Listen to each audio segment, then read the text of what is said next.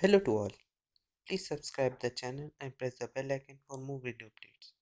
Today is 16th August of 2020 and it's a Sunday today. So आप सभी जानते हैं कि आज एडिटोरियल नहीं आते. आज साइंस से रिलेटेड न्यूज़ आती है, वैसे नॉर्मल न्यूज़ आती है, वर्ल्ड न्यूज़ आती है, लेकिन आज एडिटोरियल नहीं आता. तो हम लोग बाकी न्यूज़ देखेंगे, उनकी एनालिसिस करेंगे.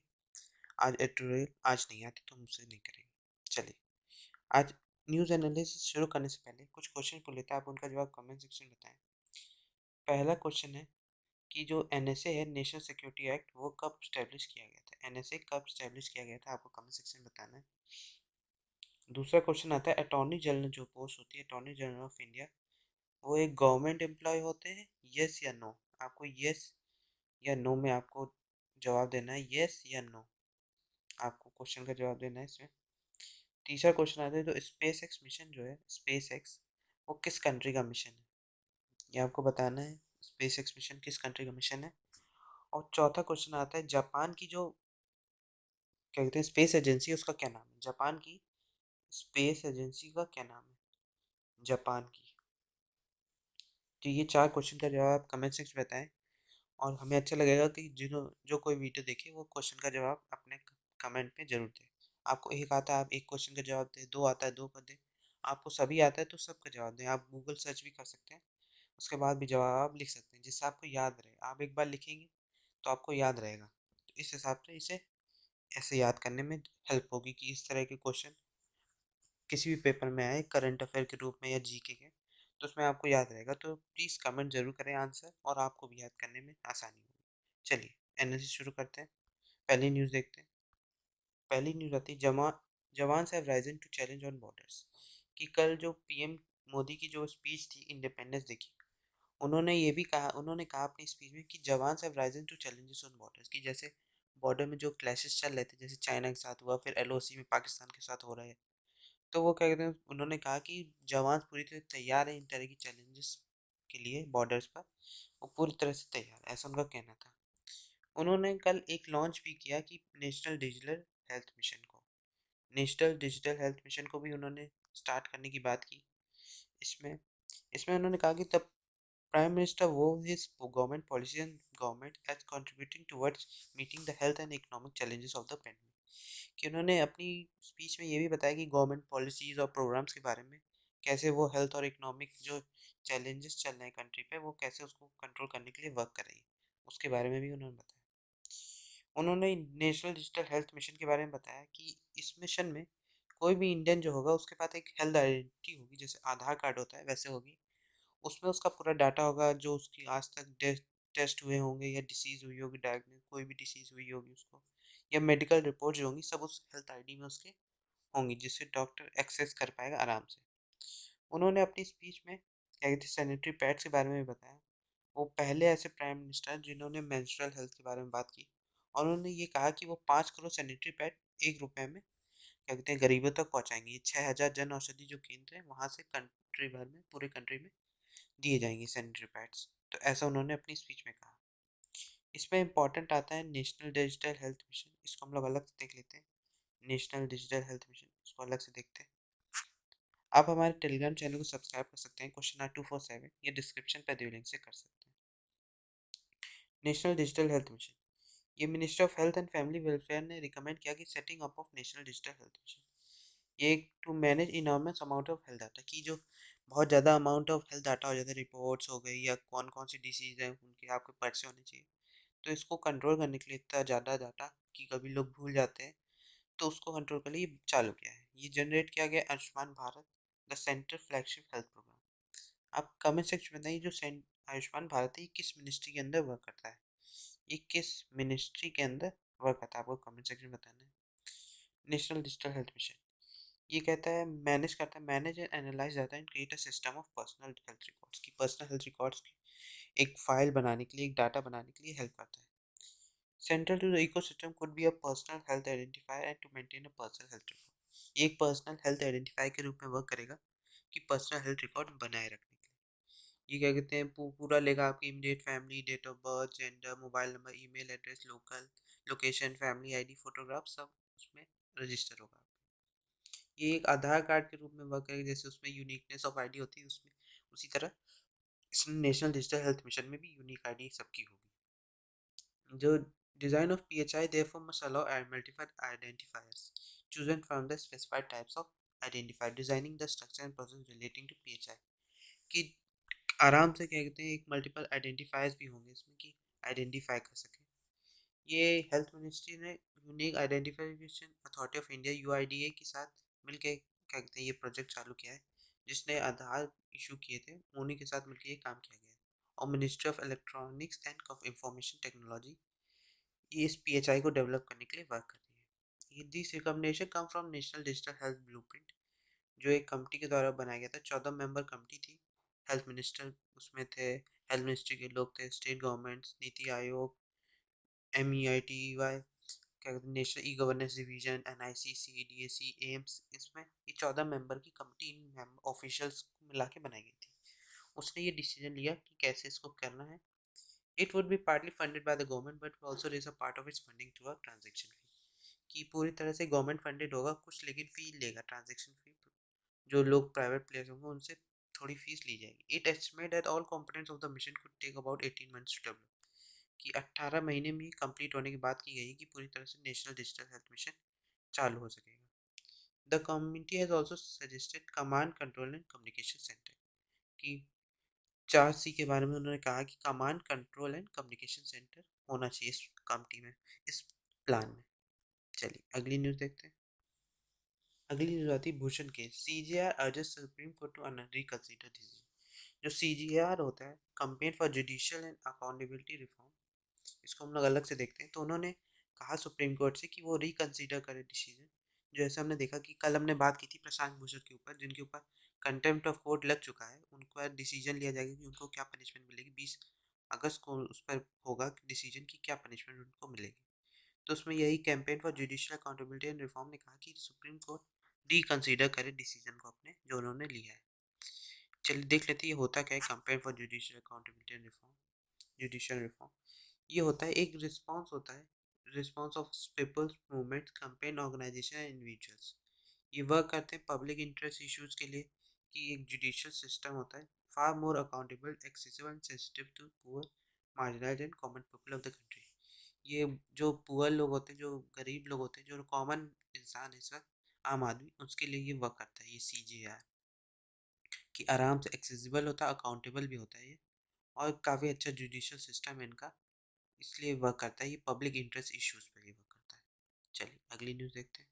अगली न्यूज़ आती कंसीडर्ड मी रिटायर्ड, शेष धोनी। ऐसे धोनी ने कल कहा कि उन्होंने रिटायरमेंट की सोच ली है।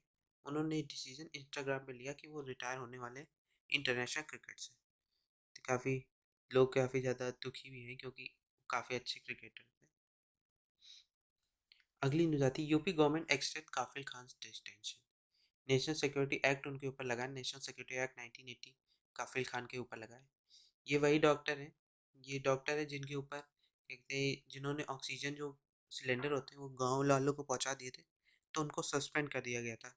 पता नहीं किस लिए सस्पेंड किया गया था, लेकिन उन्होंने काफ़ी अच्छा वर्क किया था। लेकिन उसके बाद अभी पिछले साल दिसंबर 2019 में वो सिटीजनशिप अमेंडमेंट एक्ट जब हुआ था उसके खिलाफ जो अपोजिशन था, वो अलीगढ़ मुस्लिम यूनिवर्सिटी में कर रहे थे, अपोजिशन अपोज कर रहे थे उसका, वहाँ पे धरना दे रहे थे वहाँ पे। तो उनके ऊपर नेशनल सिक्योरिटी एक्ट लग गया ये काफिल खान के ऊपर। चलिए हम लोग देख लेते हैं कि नेशनल सिक्योरिटी एक्ट क्या होता है। नेशनल सिक्योरिटी एक्ट ये एक प्रिवेंटिव डिटेंशन लॉ है। ये प्रिवेंटिव डिटेंशन लॉ डिटेन करता है पर्सन को to from committing future crime, जिससे वो क्या कहते हैं फ्यूचर क्राइम ना कर सके और फ्यूचर प्रोसिक्यूशन से बच सके। आर्टिकल 22(3) भी जो है कॉन्स्टिट्यूशन का, वो प्रिवेंटिव डिटेंशन के लिए अलाउ करता है और restriction on personal liability. Article 22(4) जो है वो कहता है no law providing for preventive detention shall authorise the detention of a person for longer period than 3 months, कि क्या कहते हैं कोई भी पर्सन क्या कहते हैं 3 महीने से ज़्यादा डिटेंशन नहीं किया जा सकता। कुछ एक्सेप्शन है, उसके अलावा 3 महीने से ज़्यादा आप किसी भी पर्सन को आप क्या कहते हैं डिटेन नहीं कर सकते। 44th अमेंडमेंट एक्ट 1978 के बाद इसका पीरियड ऑफ डिटेंशन बढ़ा दिया गया, 3 से 2 महीने इसको घटा दिया गया इसके डिटेंशन को। ये कहता है पावर भी देता है गवर्नमेंट को कि the NSA empowers the central to the state government to detain a person to prevent him from acting in any manner prejudicial to national security. कोई भी पर्सन अगर नेशनल सिक्योरिटी को हार्म करने की सोचता भी है तो उसके ऊपर क्या कहते हैं एनएसए लगा सकता है। सेंट्रल और स्टेट गवर्नमेंट के पास ये पावर होती है। इसका पीरियड ऑफ कन्फाइनमेंट क्या होता है? The maximum period for which one may be detain is 12 month. कि मैक्सिमम पीरियड कब तक किसी पर्सन को डिटेन किया जा सकता है वो है 12 month. No basic rights to people detain under NSA. कोई भी बेसिक राइट उनके अंदर नहीं होती, उनको नहीं मिलती। Under NSA, the arrested person is not entitled to any aid of any legal practitioner in any matter concerned with the proceeding। कि कोई भी पर्सन लीगल प्रैक्टिशनर से नहीं मिल सकता एनएसए से। अगर वो एनएसए उसके ऊपर लगा है किसी भी इंसान के ऊपर तो वो अपने लॉयर से भी नहीं मिल सकता। ऐसा इस एनएसए में लॉ है। चलिए अगली न्यूज़ देखते हैं। अगली न्यूज़ आती है monitoring committee for Delhi extended it's power. Supreme court का कहना है कि मॉनिटरिंग कमिटी जो थी दिल्ली की उसने अपने पावर एक्सटेंड कर ली। जो ये बिल्डिंग देखती थी कि इसमें यही बताया गया the Supreme court told that जो जो मॉनिटरिंग कमिटी थी जिसे 2006 में बनाया गया था, जो देखती थी अनऑथराइज स्ट्रक्चर्स को और देखती थी कि मिस यूज़ तो नहीं हो रहा रेजिडेंशियल प्रॉपर्टीज़ का दिल्ली में, तो उसने अपने पावर एक्सटेंड कर दी है, ऐसा इसमें बताया गया। इसमें इसमें कहा गया the committee had no authority to take action and seal private residential premises not use for commercial purpose in the capital. क्या कहते हैं वो किसी क्या कहते हैं उसके पास कोई अथॉरिटी नहीं थी कि किसी भी प्राइवेट रेजिडेंशियल एरिया को सील कर सके जो कमर्शियल पर्पस के लिए यूज़ हो रही हो, तो उसे ऐसा नहीं करना चाहिए था। वो ऐसा नहीं कर सकती, उसके पास अथॉरिटी नहीं। ऐसा इसमें बताया गया। इसमें ये भी कहा the constitution mandate that a person can be deprived of property and right of residence only in the manner prescribed in law. कि किसी पर्सन को राइट प्रॉपर्टी या राइट ऑफ रेजिडेंस तभी छीना जा सकता है जब लॉ में उसमें लिखा हो। ऐसा कुछ लेकिन लिखा है ही नहीं उस कमिटी के पास कि ऐसी कोई उसके पास है ही नहीं। चलिए अगली न्यूज़ देखते हैं हम लोग। अगली न्यूज़ आती है how starving of the cats empowered women of Rewa. कि कैसे इस न्यूज़ में एक रीवा जो है क्या कहते हैं रीवा डिस्ट्रिक्ट जो है वो क्या कहते हैं मध्य प्रदेश की, उसके बारे में बताया गया। वहाँ के एक क्या कहते हैं वुमेन एम्पावरमेंट के बारे में बताया गया कि कैसे एक कुछ क्या कहते हैं कुछ औरतों ने मिल के क्या कहते हैं डकैतों को भगाया जो क्या कहते हैं वहाँ पे लूटपाट करते थे। तो कैसे गन को होल्ड करके कैसे गन चलाना सीखा उसके बारे में ये बताया गया। इसमें बताया गया वही बताया गया कि हाउ स्टेविंग ऑफ डकैत एम्पावर्ड वुमेन ऑफ रीवा। कैसे डकैत को भगाने से वहाँ की वुमेन एम्पावर्ड हुई है। इसमें नेशनल रूरल लिवलीहुड मिशन के बारे में बताया गया है। इसमें बताया गया कि वुमेन एंड चिल्ड्रन जो वहाँ के थे, वुमेन चिल्ड्रन या जो बूढ़े लोग थे जो मजिहार डिस्ट्रिक्ट है क्या कहते हैं रीवा डिस्ट्रिक्ट में पड़ता है मजिहार, वहाँ पे क्या कहते हैं ये हुआ है। वहाँ कहा जाता था कि मर्द तो परदेश चले जाते थे। कि उन्होंने कहा वहाँ की औरतों ने कि जो वहाँ के मेंस थे वो शायद बाहर चले जाते थे किसी और सिटी की वर्क करने के लिए पैसे कमाने के लिए। जो वहाँ की औरतें रहती थी बच्चे रहते थे तो वहाँ पर एक डाकू था ददुआ, तो वहाँ आके लूटपाट करता था। कहते हैं क्या कहते लूटपाट करा हैरेस करते थे वुमेन या गर्ल्स को, और कहते हैं कैटल्स को भी चुरा ले जाता था।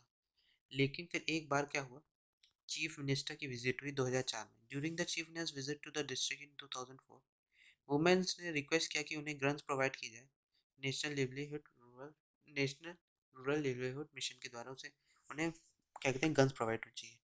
फिर चीफ मिनिस्टर ने एग्री किया और क्या कहते हैं उनको गन प्रोवाइड की गई। उनको सिखाया भी गया कि कैसे गन चलानी, ये सब भी सिखाया गया। तो उसके बाद से कहते हैं वहाँ पे डकैत नहीं आ पाते थे, क्योंकि कोई भी डकैत आता था तो लोग फायरिंग कर देते थे तो डर के मारे डकैत चले जाते थे। चलिए देख लेते हैं नेशनल रूरल लिवलीहुड मिशन है क्या, इसको अलग से देख लेते हैं। नेशनल लिवलीहुड मिशन क्या कहते हैं ये दीनदयाल अंत्योदय योजना है। क्या कहते हैं इसमें वही बताएंगे कि इसे लॉन्च किया गया था रिलीफ प्रोग्राम सेंट्रल गवर्नमेंट द्वारा एज आजीविका। ये जीओआई मिनिस्ट्री ऑफ जो रूरल डेवलपमेंट है 2011 में से स्टार्ट किया गया था। इसे डीएवाई दीनदयाल अंत्योदय योजना 2015 में नाम रखा गया। इम्प्रूव वर्जन है स्वर्ण जयंती ग्राम स्वरोजगार योजना का ही, जो पिछले कांग्रेस गवर्नमेंट में थी, यूपीए गवर्नमेंट में थी उस वक्त स्वर्ण जयंती ग्राम स्वरोजगार योजना था। अब इसे दीनदयाल अंत्योदय योजना रख दिया गया नाम। The programme is supported by partially by the world bank द्वारा सपोर्ट किया जाता है। ये इसलिए करता है एफिशिएंट और इफेक्टिव भी है कि रूरल पुअर जो है उनको हाउस होल्ड इनकम बनाने के लिए सस्टेनेबल लिवलीहुड मेंटेन करने के लिए हेल्प करता है।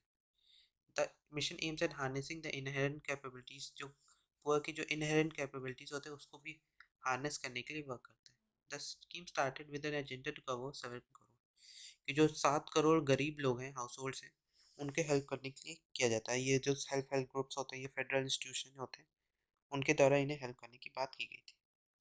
इसका मिशन क्या है, नेशनल रूरल लिवलीहुड मिशन का, कि reduce poverty by enabling the poor household to access gainful self employment, कि जो पुअर हाउस होल्ड्स हैं उनको सेल्फ एम्प्लॉयड करना, कि सेल्फ एम्प्लॉयमेंट से उनकी जो गरीबी है उसे ख़त्म करने की बात की गई है।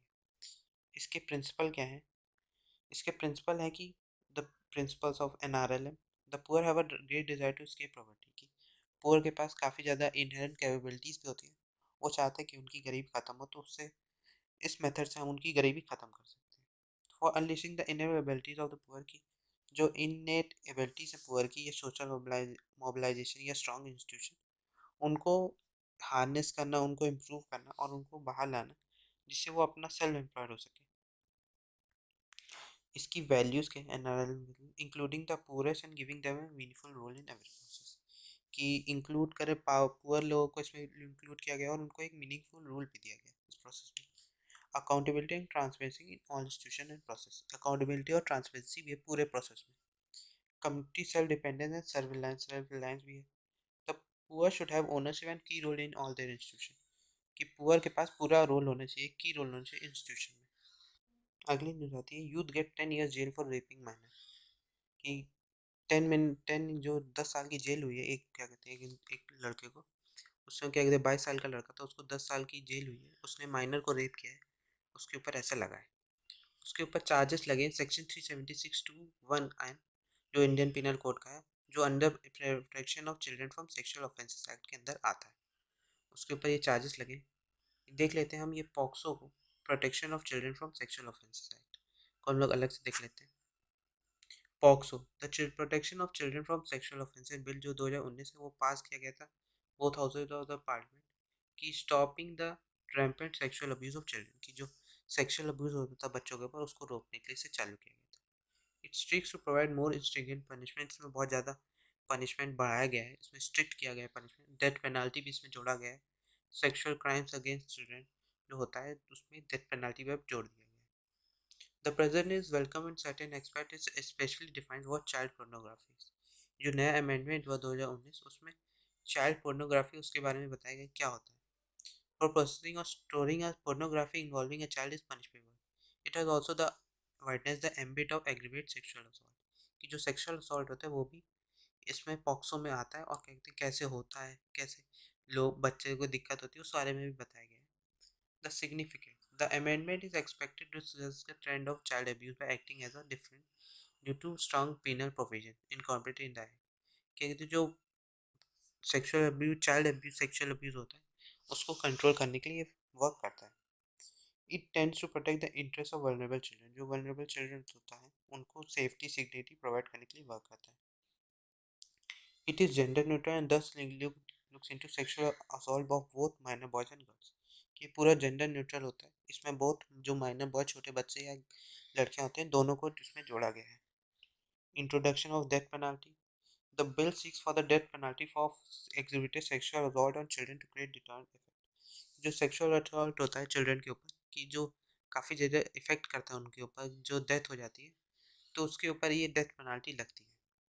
ये डेथ पेनाल्टी तब जोड़ा गया जब सुप्रीम कोर्ट ने मच्छी सिंह जो केस था 1983 और देवेंद्र पाल सिंह 2002, उस पर ये डेथ पेनाल्टी दी गई, जो क्या कहते हैं काफ़ी रेयरेस्ट ऑफ रेयर केस होते हैं उन पर डेथ पेनाल्टी दी जाती है, लेकिन अब इसमें डेथ पेनाल्टी जोड़ दी गई है। चलिए अगली न्यूज़ देखते हैं हम लोग।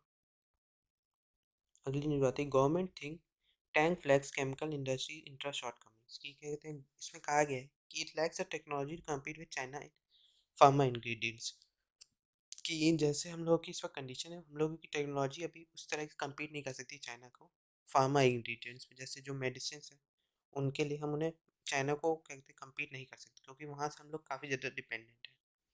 जैसे हमने देखा इसमें बताया गया, India does not have the technology plants and infrastructure to manufacture key chemicals in a cost effective and less polluting manner. Manufacturers are unable to meet the price of which they are produced by China, कि जो manufacturers हैं भी India में जो कहते हैं उन दवा को प्रोवाइड कर रहे हैं, वो उस कॉस्ट पे नहीं दे पा रहे जो चाइना देता है। तो इसमें वही बताया गया कि हमें इसका डेफिशिएंसी है हमारे पास टेक्नोलॉजी प्लांट और इंफ्रास्ट्रक्चर की, केमिकल्स या जो ड्रग्स होते हैं उनको प्रोवाइड करने के लिए। इसमें वही बताया कि it is almost entirely dependent on China for chloroquine. जैसे क्लोरोक्विन हो गई या हाइड्रोक्सीक्लोरोक्विन होती है, जो रिपोर्ट एडेड उसमें बताया गया कि जो यूज़ होती है एंटीवायरल फॉर कोविड 19, क्या कहते हैं कोविड 19 के लिए, वो पूरी तरह से डिपेंडेंट है चाइना के ऊपर, क्योंकि इंडिया में वो होती ही नहीं, इंडिया में मैन्युफैक्चर ही नहीं होती, वो सिर्फ चाइना से आ रही थी। तो उसमें यही बताया गया कि पूरी तरह चाइना पर डिपेंडेंट है। इस पूरी न्यूज़ में यही बताया गया है। चलिए अगली न्यूज़ देखते हैं। अगली न्यूज़ आती है suo motu contempt power is inherent. Supreme court का कहना है इसमें कि सुमोटो जो कंटेम्प्ट पावर होती है वो पूरी तरह से इनहेरेंट है सुप्रीम कोर्ट पास।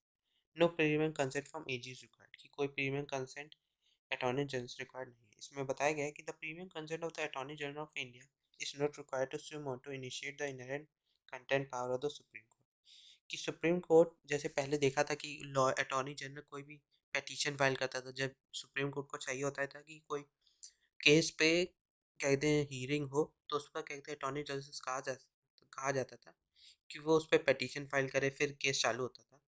लेकिन अब क्या कहते हैं सुप्रीम कोर्ट ने कह दिया कि उसके पास खुद की पावर है कि वो भी कोई भी केस उठा सकता है, उसके पास स्यू मोटो पावर, ऐसा उसका कहना है। इसमें वही बताया कि जैसे हम आर्टिकल 129 में लिखा है जो कॉन्स्टिट्यूशन के, the Supreme Court as a court of record has the power to punish for contempt of itself. कि जो कंटेम्प्ट ऑफ कोर्ट होता है वो क्या कहते हैं खुद क्या कहते हैं उठा सकता है कंटेम्प्ट ऑफ कोर्ट का केस खुद से ही, न कोई क्या कहते हैं पिटीशन फाइल ना हो क्या कहते हैं अटॉर्नी जनरल द्वारा, वो डायरेक्ट खुद ही सुप्रीम कोर्ट उठा सकता है, ऐसे इसमें बताया गया। चलिए अगली न्यूज़ देखते हैं। अगली न्यूज़ आती है T cell immunity prevents recurrent severe COVID 19 disease. जो टी सेल इम्यूनिटी होती है वो प्रिवेंट करती है जो सीवियर कोविड 19 डिसीज है उनसे बचने के लिए। ये टी सेल इम्यूनिटी होती क्या है, इसको हम लोग अलग से देख लेते हैं। टी सेल इम्यूनिटी को, T cell are called because they are predominantly produced in the thymus। ये टी सेल प्रोड्यूस होते हैं थाइमस में। They recognise foreign particle by surface express highly variable T sector rector. जो T cell receptor होता है उसके द्वारा उन्हें पता चलता है कि उनके सरफेस पे कौन कौन से फॉरेन पार्टिकल्स या एंटीजेंस हैं। दो major type of T cells होते हैं, the helper T cell and cytotoxic T cell.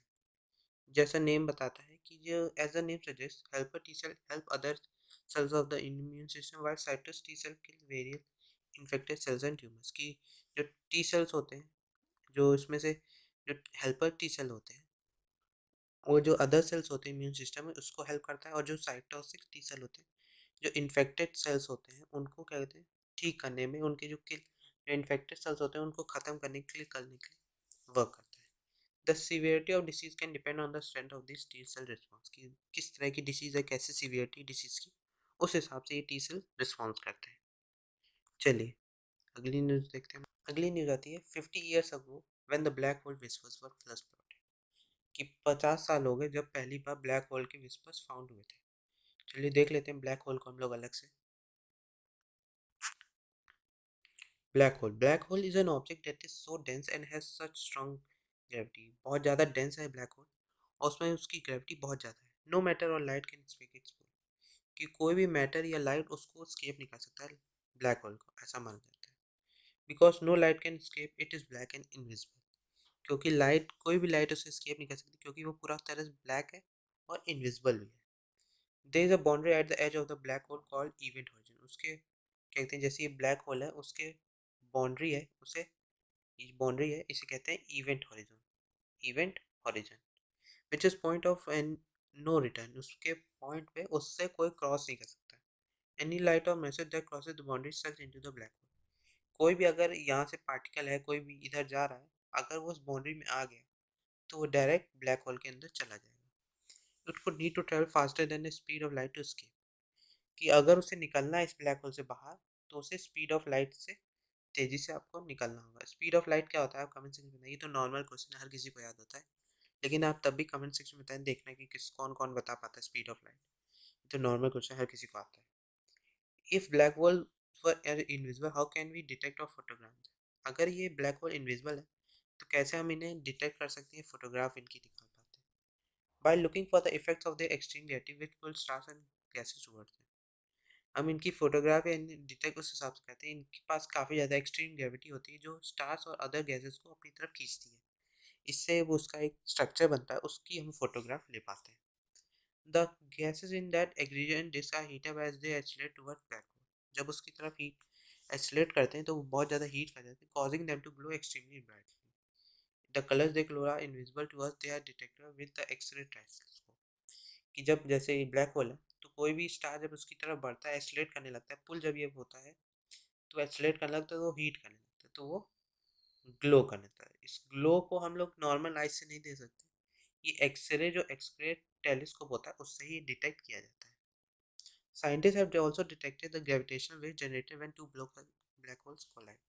कि साइंटिस्ट ने ये भी माना कि जब दो ब्लैक होल्स जो होते हैं वो कोलाइड करते हैं तो एक ग्रेविटेशनल वेव जनरेट होती है। Light surrounding the black hole light to the edge of the event horizon, which is the goal of the event horizon telescope. क्या कहते हैं, जो जब दो होल मिलते हैं तो क्या कहते हैं, एक लाइट सराउंडिंग पूरा ब्लैक होल, पूरा इवेंट हॉरिजन जो होता है वो दोनों मिल के काफ़ी बड़ी लाइट बनाती है जो इवेंट हॉरिजन टेलीस्कोप से देखी जा सकती है। चलिए, आज के लिए इतना ही। Thank you very much. अगर आपने चैनल को सब्सक्राइब नहीं किया है तो चैनल को सब्सक्राइब कर दें और प्लीज़ लाइक बटन पे ज़रूर दबा दें और प्लीज़ हर कोई कमेंट ज़रूर करें। Thank you very much.